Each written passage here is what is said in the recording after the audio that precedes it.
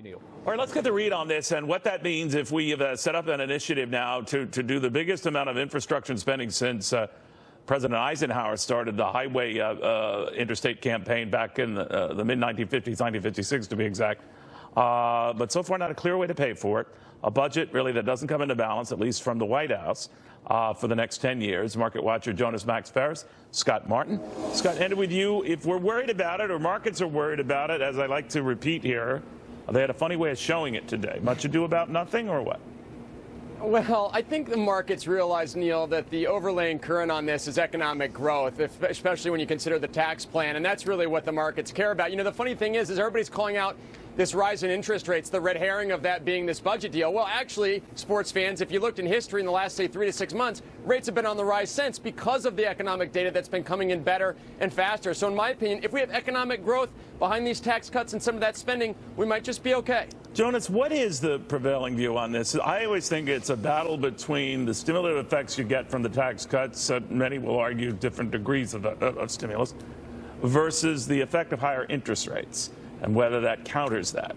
What wins out? It's a multi-trillion-dollar game of musical chairs. Right. There's a very compelling short-term story investing right now with corporate tax rates going low, a strong economy, all that. That's all great for investors in stocks.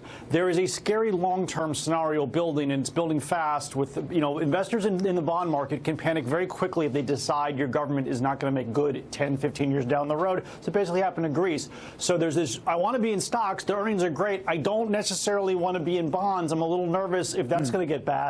And until we get significantly higher interest rates, people want to be in stocks. And yet there's also a scenario where inflation does pick up, but stocks do well in that environment as long as rates don't go so high that it causes another recession. So there's also this fear that the Fed's going to overreact, raise rates, and all of a sudden auto loans and home loans are so expensive it causes a recession. You know, Scott, you don't have to back up much to jar a lot of people who don't have any memory at all of much, much higher interest rates. Having said that, do you think today is the beginning of coming out of what happened over the last 6 trading days, and that we overdid it last week and the Friday before?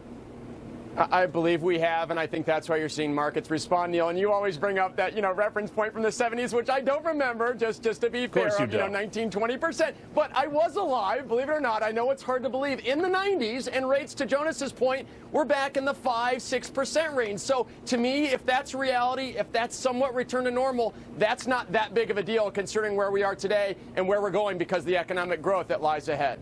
You know, Jonas, the argument is that basically the fundamentals are sound, and I know I keep hearing that from a lot of people, but through other crises in the markets, that was the prevailing official view. The fundamentals are sound. But part of these fundamentals are these incredible deficits and debt that keeps piling up. That's not a good fundamental.